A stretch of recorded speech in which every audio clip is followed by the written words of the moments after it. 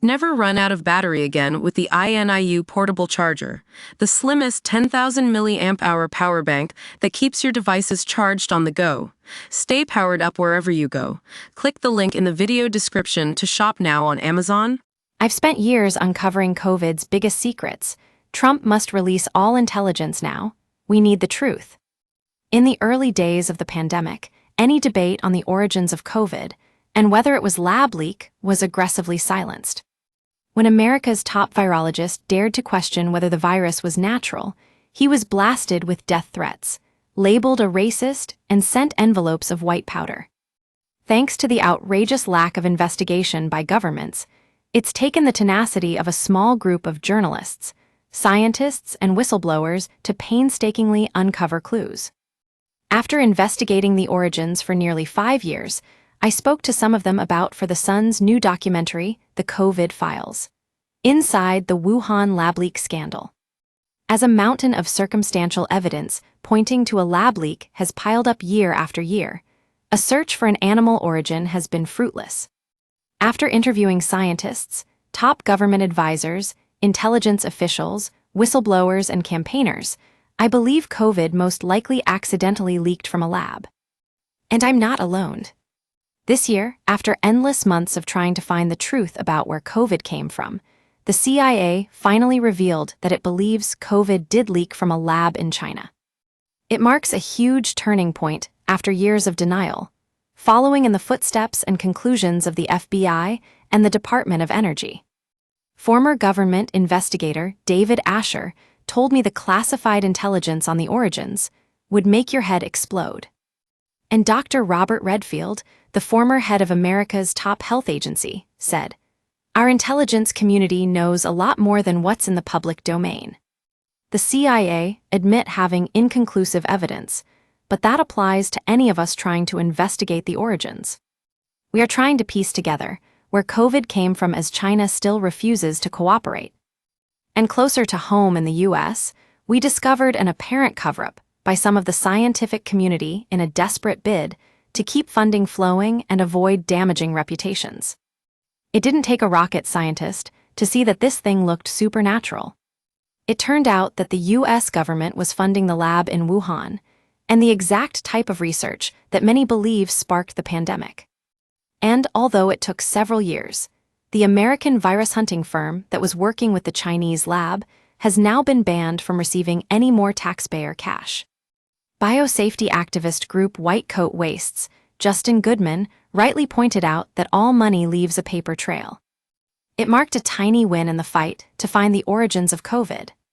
But there are still many unanswered questions and no conclusive evidence. As part of my own reporting, I traveled from the UK to Washington and Ohio to speak to the individuals who were in the White House with Donald Trump during the pandemic, and the people fighting for answers today. As the world was grappling with a mystery virus in April 2020, Trump stood at a podium and uttered the words, "lab leak." Blasted as a conspiracy theory by Anthony Foss, America's top doc at the time, the possibility of a lab leak was immediately shut down. Anyone who challenged the idea that the mystery virus ravaging the world may not have come from a busy wet market in Wuhan was ridiculed. One of those who stuck their head above the parapet and pushed for an investigation into a potential lab leak was Dr. Robert Redfield.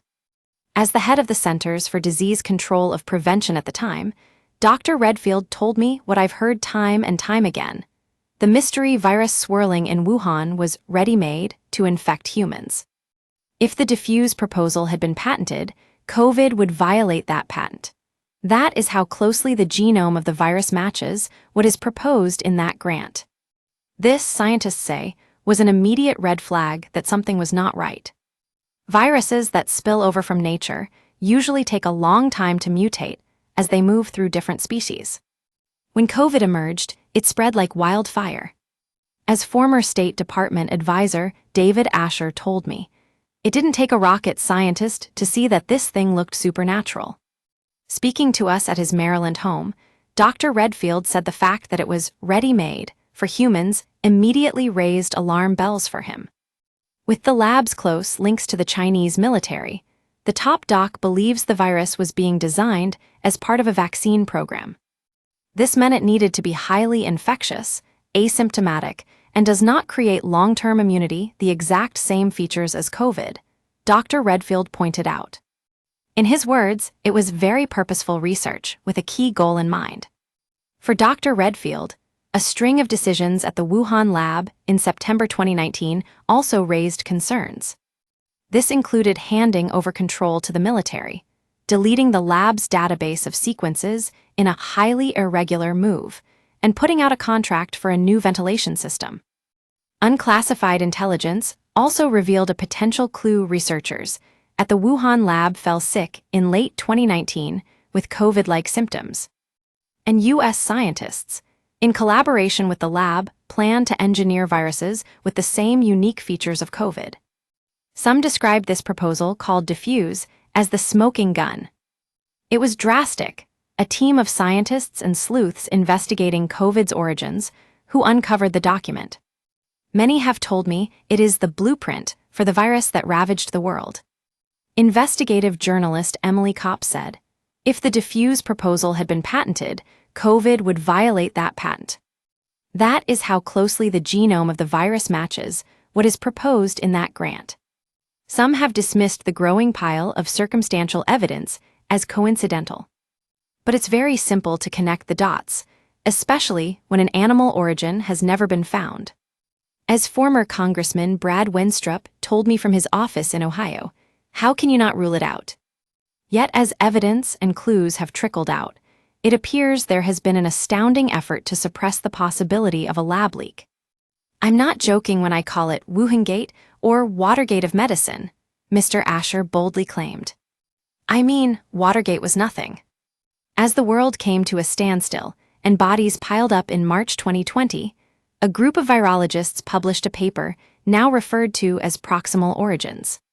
Examining whether the virus spilled over naturally or came from a lab, the virologists concluded it was not a laboratory construct or a purposefully manipulated virus.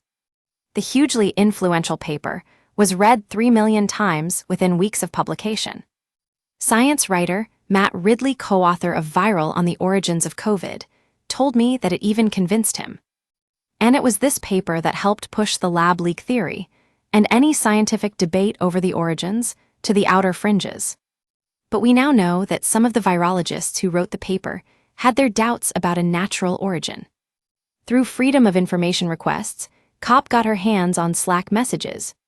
It revealed that some of the authors were speaking privately about the possibility of a lab leak before the paper was published. Scientist Christian Anderson, one of the authors, said a lab origin was friggin' likely. Another author, Eddie Holmes, said COVID seemed to have been pre-adapted for human spread since the get-go. They privately admitted there was strange research going on, yet the paper failed to acknowledge a lab leak as a hypothesis at all. And publicly, the authors dismissed a lab leak as a conspiracy theory. The question is why? I have long asked why certain individuals don't want to find out what caused this catastrophic pandemic, and what it is they could possibly be hiding. The experts I spoke to believe it boils down to money and reputation. In the years since the publication of the paper, thousands of people, including scientists, have signed a petition calling for it to be retracted. The paper has been described as an attempt to cover up the lab leak theory, forming part of a wider campaign designed to shame anybody who questioned the so-called scientific consensus. Thousands of other documents and emails, uncovered by U.S. Right to Know, appear to reveal a carefully crafted plan by top scientists to ignore the possibility COVID may have leaked from a lab in Wuhan. Lord Ridley described the situation as extraordinary. And Mr. Asher, who has led major U.S. State Department investigations, told me, one person's conspiracy is another person's strategy. Although we still don't know the truth, it appears, as Dr. Redfield says, that the tide has been slowly turning, and the mainstream consensus is now that this was a lab leak. For the families of the 7 million dead, we must fight for answers, regardless of where the virus came from. As Kopp told me, it will take political will and a public outcry, but the enormity of the pandemic demands that we try. So we have to try. With Trump as president and the CIA backing a lab leak, will the truth finally come out?